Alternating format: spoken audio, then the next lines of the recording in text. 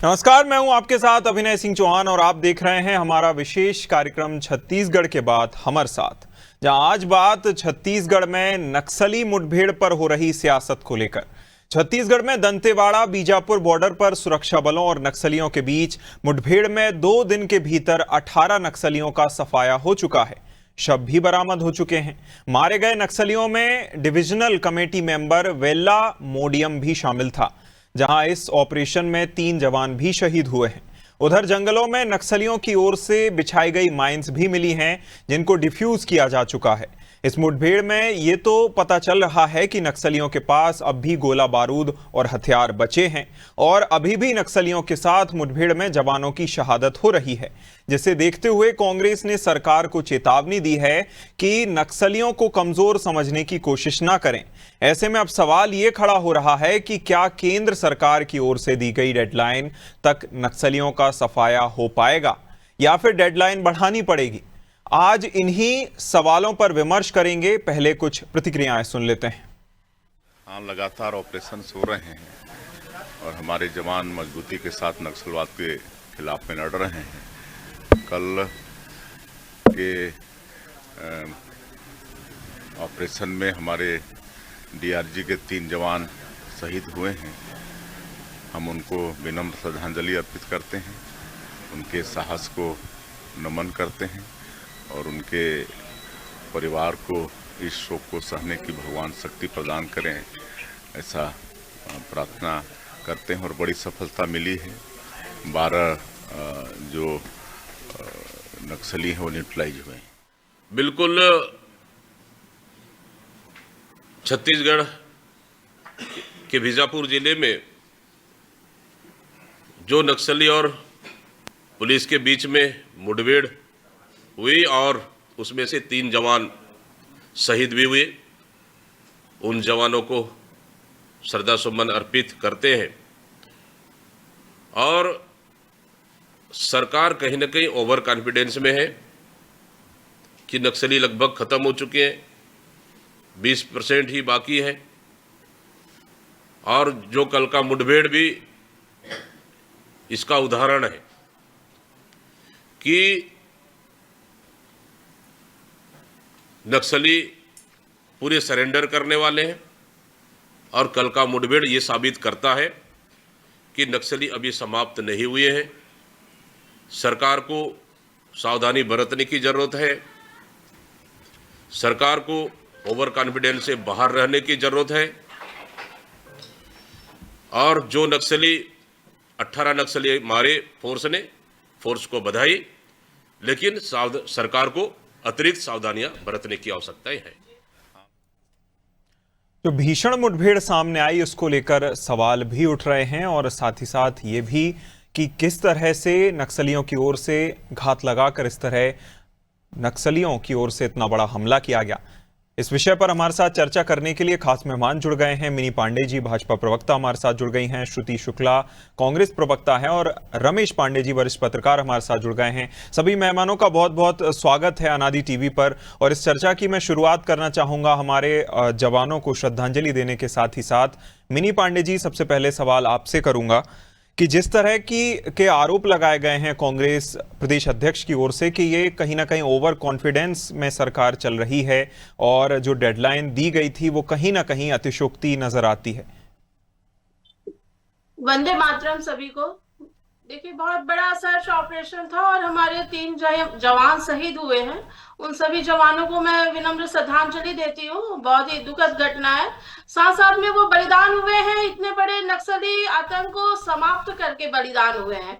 तो सेना का मनोबल देखिए बहुत ही ऊंचा है। और कोई भी कार्य करना होता है, कोई भी योजना बनाई जाती है तो एक लक्ष्य का निर्धारण किया जाता है, एक तिथि का निर्धारण किया जाता है कि हम इस तिथि तक और इस लक्ष्य तक हमको पहुंचना है। तो सरकार का पूरा एकदम सरकार पूरी तरीके से वचनबद्ध है नक्सलियों की समाप्ति को लेकर के। तो इसमें कहीं भी ओवर कॉन्फिडेंस वाली बात नहीं है, क्योंकि हमने शहादत देखी है, हमने सिविलियंस को मरते हुए देखा है, हमने ब्लास्ट में लोगों को, आम लोगों को देखा हुआ है, उनके हाथ पैर आंख ऐसे क्षति होते हुए लोगों को देखा है। तो हम उस चीजों को समझते हैं, उस तकलीफ को, उस दर्द को समझते हैं। और आज आप देख रहे हैं कि नक्सलियों में भी 2 गुट हो गया है। कुछ नक्सली पत्र लिख करके आत्मसमर्पण की बात कर रहे हैं, कुछ नक्सली है जो आत्मसमर्पण न करके अभी भी लड़ाई झगड़ा और इन सब चीजों में है। तो पुलिस 2000 से ज्यादा जवान रात दिन सर्च ऑपरेशन कर रहे हैं और छत्तीसगढ़ को, बस्तर को मुक्त करना चाहते हैं। तो ये बहुत बड़ा उद्देश्य है, बहुत बड़ा ध्येय है जो सरकार निरंतर उस चीज पे लगी हुई है। तो एक तारीख और एक लक्ष्य तो है, जब तक नक्सलवाद है तब तक सरकार लड़ेगी, तब तक हमारे जवान लड़ेंगे। ये भारतीय जनता पार्टी की, ये केंद्र सरकार, ये राज्य सरकार की नीति है कि जब तक नक्सलवाद छत्तीसगढ़ में, पूरे भारत में है, तब तक हम वो जारी रखेंगे युद्ध। और ये कोई ऐसी सामान्य चीजें नहीं है। देखिए आज हम इस कम से कम आज देश आज बस्तर आज नए धारा से जुड़ रहा है। बहुत से जो प्रभाव में आ रहे हैं, जो सरकार की नीति है, पुनर्वास नीति है, उनको उससे प्रभावित होकर के देखिए आम जीवन जीने भी लग गए हैं, सामाजिक स्तर पे भी उनको स्वीकार कर लिया गया है। तो बहुत से नक्सली आम जीवन आज जी रहे हैं। ठीक है। कहीं से भी सरकार कहीं से भी इस विषय को लेकर के इतना हल्के में नहीं है, बहुत गंभीर है। और कांग्रेस को बेवजह आज शहादत पे उनको देखना चाहिए कि इतने बड़े बड़े वही सैनिक है जो इतने बड़े बड़े काम कर रहे हैं, जो बस्तर वहां पे उनको भी रहना है। तो सरकार के उस मंशा पे उनको शक नहीं करना चाहिए। बिल्कुल, कहीं ना कहीं देखिए श्रुति जी, अभी मिनी जी से मैंने सवाल पूछा तो कहती हैं कि लक्ष्य तय करना बहुत ज्यादा जरूरी है। अगर लक्ष्य तय नहीं होगा तो हम कैसे वहां तक पहुंच पाएंगे। और भले ही कॉन्फिडेंस है, लेकिन वह पॉजिटिव कॉन्फिडेंस है, ओवर कॉन्फिडेंस आप नहीं कह सकते। कैसे आप ओवर कॉन्फिडेंस उस लक्ष्य को निर्धारित करने के बाद कह सकते हैं, जब माडवी हिडमा जैसे दुर्दांत जो नक्सली थे वह मारे जा रहे हैं, या तो बड़े से बड़े नक्सली सरेंडर कर रहे हैं, इसके बाद भी क्या कांग्रेस को नजर आता है कि ये जो डेडलाइन है इसे बढ़ाना पड़ेगा? श्रुति जी।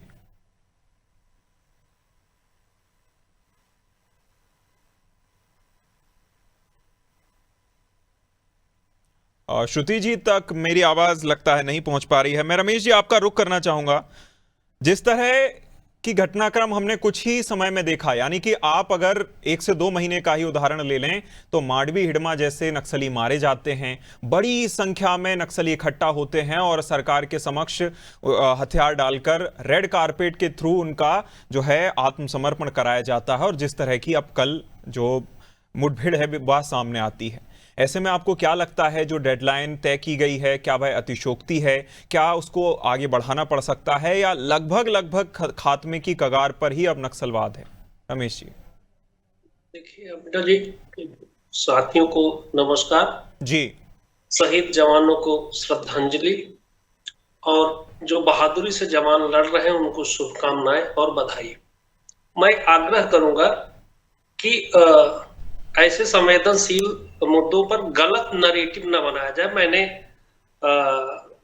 दीपक बैठ जी का बयान सुना, उनके बयान से कहीं ये नहीं झलकता कि वो सरकार पे कोई आरोप लगा रहे हैं या प्रत्यारोप लगा रहे हैं। ये विपक्ष की भी जिम्मेदारी है कि सरकार को सुझाव दें, सरकार को सतर्क करें। उन्होंने सरकार से ये कहा है कि इस मुद्दे पर और अधिक सतर्कता बरतने की जरूरत है।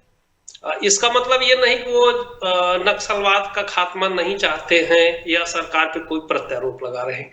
रही बात यह है कि जो नक्सलवाद है, इसके लिए, इसको खत्म करने के लिए केवल सरकार ही जवाबदेह और जिम्मेदार नहीं है, उसके लिए मीडिया भी जिम्मेदार है, उसके लिए विपक्ष भी जिम्मेदार है, उसके लिए वहां का जनरल आदमी जो है वो भी जिम्मेदार है, सरकारी तंत्र, प्रशासनिक तंत्र, अधिकारियों का तंत्र, कर्मचारियों का तंत्र, सोशल जस्टिस को जो लोग कैंपेन चला रहे हैं, ये सबका समग्र प्रयास होना चाहिए। नक्सलवाद समाप्त होना चाहिए, और नक्सलवाद में जो लोग जुड़े हुए हैं वो भी इंसान है, वो कहीं से भ्रम का शिकार है, भ्रामिक बातों का शिकार है।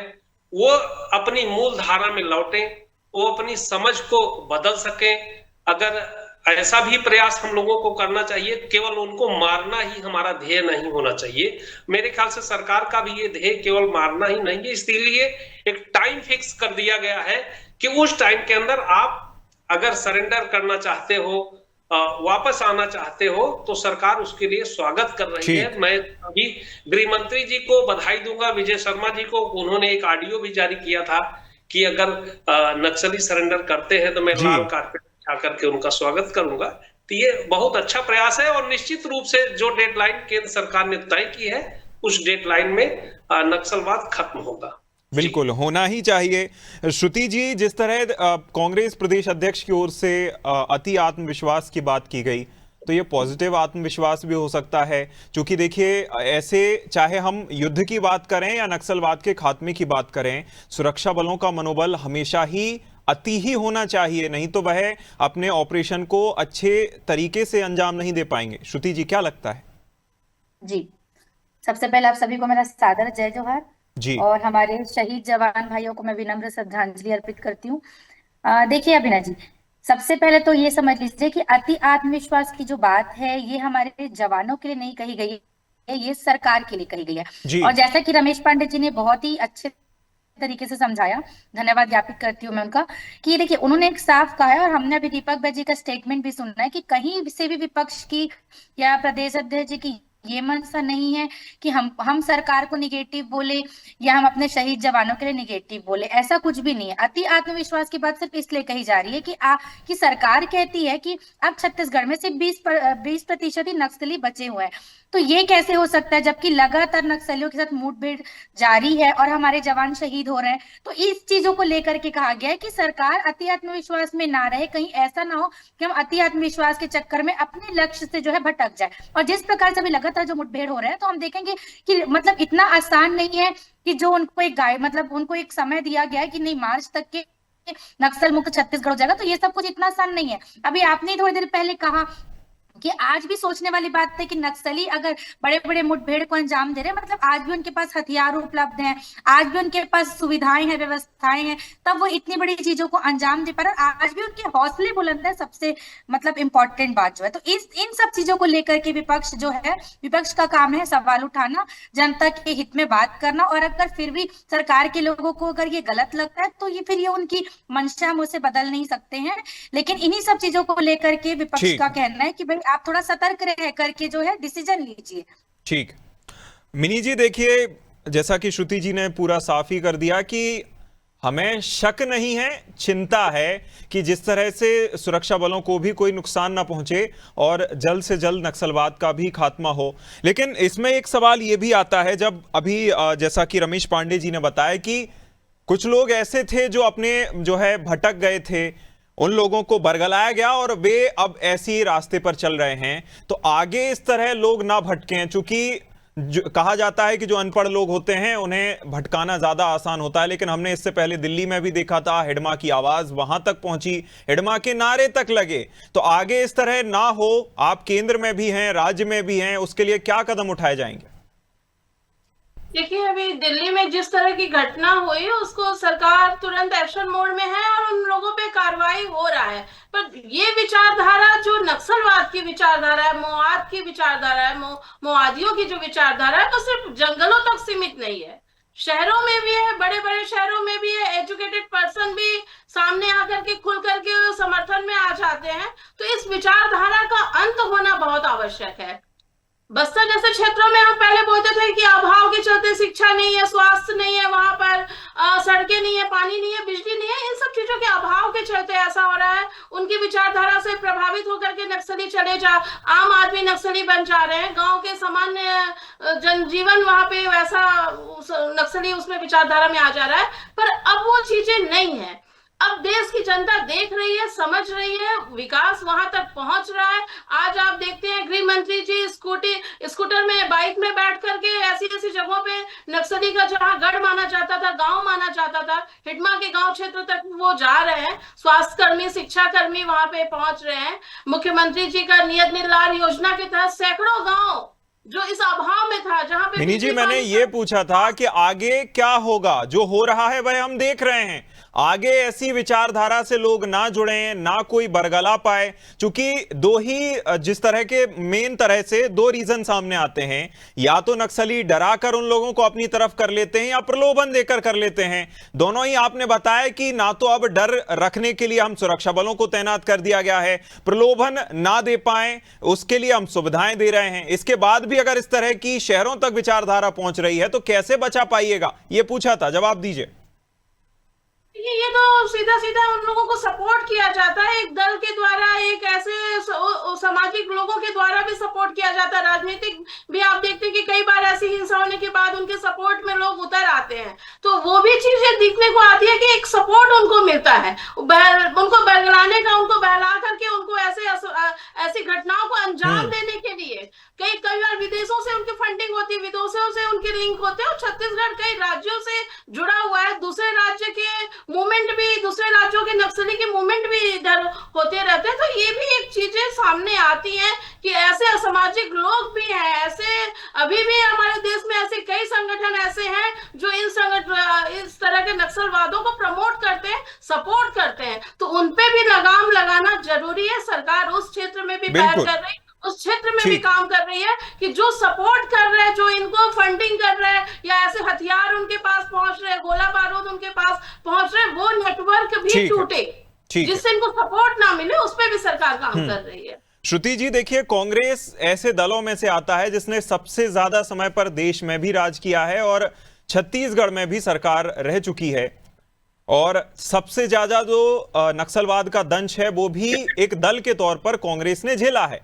ऐसे में आपको क्या लगता है, क्यों इस तरह शहरी क्षेत्रों में भी नक्सलवाद को सपोर्ट मिल जाता है, उसके बाद जो पिछड़े क्षेत्र हैं उन तक सपोर्ट मिलता रहता है, और ऐसा क्या करना चाहिए सरकार को जिससे ऐसी चीजों पर रोक लगाई जा सके? जी देखिए अभिनय जी, मिनी जी से आपने सवाल पूछा था, एक्चुअली मैं भी उनका आंसर जानना चाह रही थी कि वर्तमान में मौजूदा जो सरकार है ट्रिपल इंजन की, वो मतलब क्या उनकी नीति है कि आगे चल के हम कैसे इन सब चीजों को मैनेज करेंगे, लेकिन इनका मुझे सवाल का जवाब मुझे सरकार की नीति स्पष्ट है, पर इतनी बड़ी कांग्रेस पार्टी अब जब आतंकवादियों के समर्थन में उतर जाएगी, नक्सलियों के समर्थन में उतर जाएगी, तो सरकार कहां तक, उसमें आप देखिए ना, एक तरफ तो सरकार आतंकवाद। मिनी जी आप मुझे पहले तो ये बता दीजिए कि किस प्रकार का समर्थन जो है विपक्ष ने किया है। मैं आप मुझे पहले बता दीजिए ना कि किस प्रकार का समर्थन कांग्रेस ने किया है, थोड़ा सा आप डिटेल में मुझे बताइए, आप मुझे डिटेल में तो बताइए। आपको होश है कि आप मतलब कि सार्वजनिक मंच पर बैठ करके एक राष्ट्रीय पार्टी के प्रवक्ताओं की किस प्रकार की बात कर रही हैं, आपको होश है कि नहीं, आप किस प्रकार की बातें कर रही हैं? ठीक है, ठीक है, देश की राष्ट्रीय एक एक करके बोलिए। आप ये कहते हैं कि आतंकवादी सपोर्ट करते हैं, मुझे आप एक सबूत तो दे दीजिए, मतलब स्वयं आप उत्तर नहीं दे पा रहे हैं तो आप विपक्ष के ऊपर ही आप श्रुति जी, दीजिए। श्रुति जी, श्रुति जी, ठीक है, मिनी जी रुकिए, श्रुति जी, श्रुति जी, ये भी तो देखना है कि देश के अंदर ही ऐसे लोग मौजूद हैं जो नक्सलियों को भी सपोर्ट कर रहे हैं। सीधा बोलते हुए कांग्रेस के बड़े बड़े नेता बोलते हैं कि भटके हुए, श्रुति जी, आरोप लगना इसलिए भी लाजमी है क्योंकि एक महिला जो नेत्री हैं वो कांग्रेस की तरफ से सोशल मीडिया पोस्ट डालती हैं, पोस्ट पर जब ज्यादा जो है बैकलैश मिलता है तो आपकी तरफ से उन पर कार्रवाई कर दी जाती है, लेकिन दूसरी तरफ पूर्व मुख्यमंत्री रहे एक बड़े नेता, राज्यसभा सांसद होने के नाते जब वह सोशल मीडिया पर या ट्वीट करके जो नक्सलवाद के खिलाफ एक ऑपरेशन हुआ उसको लेकर अगर पोस्ट कर देते हैं, उन पर कोई कार्रवाई नहीं होती, इसलिए भी आरोप लगते हैं। जवाब दीजिए, क्यों एक्शन नहीं हुआ? अगर महिला नेत्री गलत थी। बिल्कुल मैं जवाब दे रही हूँ। देखिए सबसे पहली बात भारतीय जनता पार्टी के प्रवक्ताओं को यह समझ लेना चाहिए कि आप सार्वजनिक मंच पर बैठ करके देश की किसी राष्ट्रीय विपक्षी पार्टी के लिए क्या स्टेटमेंट दे रहे हैं।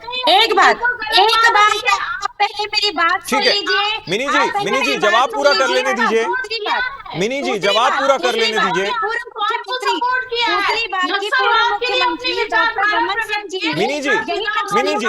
मिनी जी आपको पूरा समय मिला।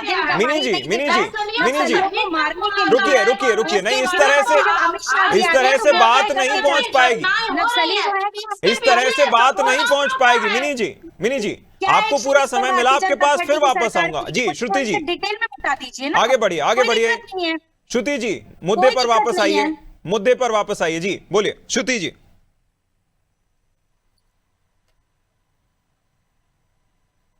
ठीक है, श्रुति जी के पास हम वापस चलेंगे। रमेश जी, जिस तरह का घटनाक्रम हम देखते हैं कि एक तरफ ऑपरेशन होता है, दूसरी तरफ सोशल मीडिया पर पोस्ट डलने शुरू हो जाते हैं और फिर ऑपरेशन को ही कहीं ना कहीं सवालों के घेरे में लाया जाता है। आपको क्या लगता है, क्या ये मनोबल को कहीं ना कहीं जो है कमजोर करने वाला होता है या इस मानसिकता से आगे बढ़ना चाहिए? रमेश जी।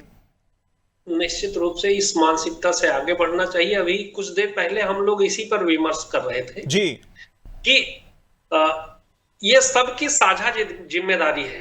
हमको कहीं से भी जो नक्सलवाद को वैचारिक रूप से या आर्थिक रूप से या किसी भी तंत्र के सहयोग से उसको मजबूती मिले, उस काम को कतई नहीं करना है। हमको दो ही बिंदु पर विचार करना है, नक्सलवाद खत्म हो और नक्सलवाद से जो जुड़े लोग हों वो अपनी मूल विचारधारा में वापस आए। वो जो भटके हुए लोग हैं वो मूल धारा में वापस आए। तो अगर किसी को पोस्ट करना है तो इसके सापेक्ष पोस्ट करे, वो ऐसी पोस्ट न करे जो हमारे जनमानस के विरुद्ध है और नक्सलिज्म के सापेक्ष है। तो ये काम करना चाहिए। मैं समझता हूं कि दिग्विजय सिंह जी बहुत सीनियर आदमी हैं, राजनीति में उन्होंने बड़े उतार चढ़ाव देखे हैं, मुख्यमंत्री जैसे पद पे रहे हैं और जब वो मुख्यमंत्री थे तो बस्तर उनके कार्यक्षेत्र में ही रहा है। तो इसकी संवेदनशीलता वो खुद भी समझते हैं। लेकिन अब क्या बोलूं, ऐसे लोगों के लिए, ये महान लोग हैं, उनके लिए क्या शब्द कहा जाए। तो इससे बचने की जरूरत है। मेरे ख्याल से वो कांग्रेस पार्टी का व्यू नहीं हो सकता, उनका व्यक्तिगत व्यू मान लिया जाए। तो मेरे ख्याल से कांग्रेस पार्टी के प्रवक्ता ने भी ये स्पष्ट कर दिया और सुरती बहन ने भी ये स्पष्ट कर दिया कि कहीं से भी कांग्रेस का समर्थन नक्सलियों के पक्ष में नहीं है। ठीक है रमेश जी, लेकिन दूसरा पहलू तो रमेश जी ये भी आता है कि इस तरह के पोस्ट जो है दिग्विजय सिंह की तरफ से लगातार आते रहे हैं और एक तरफ जब एक महिला नेत्री जो कि अच्छी खासी पद पर थी उन पर एक्शन हो जाता है उसी छत्तीसगढ़ में, उसी पोस्ट को लेकर, उसी तरह के पोस्ट को लेकर, और दूसरी तरफ उन पर कोई एक्शन नहीं होता क्योंकि वरिष्ठ नेता हैं। अभिनव जी ये बात समझ रहे हैं कि कांग्रेस आज किस स्थिति में गुजर रही है, तो इसमें ये डिफाइन करना मेरे ख्याल से अभी समयोचित नहीं होगा कि वो महिला जी थी जो थी वो छोटी कार्यकर्ता थी तो उस पर एक्शन हो गया। अब दिग्विजय जी बड़ी हस्तियों में है तो उन पे एक्शन कौन करेगा, ये एक सवाल खड़ा होता है। बिल्कुल, कहीं ना कहीं संभलने और साठगांठ वाली बात तो कहीं ना कहीं सामने आ ही जाती है। चर्चा में फिलहाल इतना ही। मिनी जी आपका जुड़ने के लिए बहुत शुक्रिया, श्रुति जी बहुत शुक्रिया हमारे साथ जुड़ने के लिए, रमेश जी बहुत शुक्रिया हमारे साथ इस चर्चा में शामिल होने के लिए। जिस तरह नक्सलवाद को लेकर लगातार सवाल खड़े होते हैं और अब ऑपरेशन हुआ जहां 3 जवानों की शहादत भी हमें देखने को मिली है, देखना होगा कि किस तरह से आगे ऑपरेशन को बढ़ाया जाता है, सरकार इसे और कैसे लेती है। इस खास चर्चा में इतना ही। आप देखते रहिए अनादि टीवी। नमस्कार।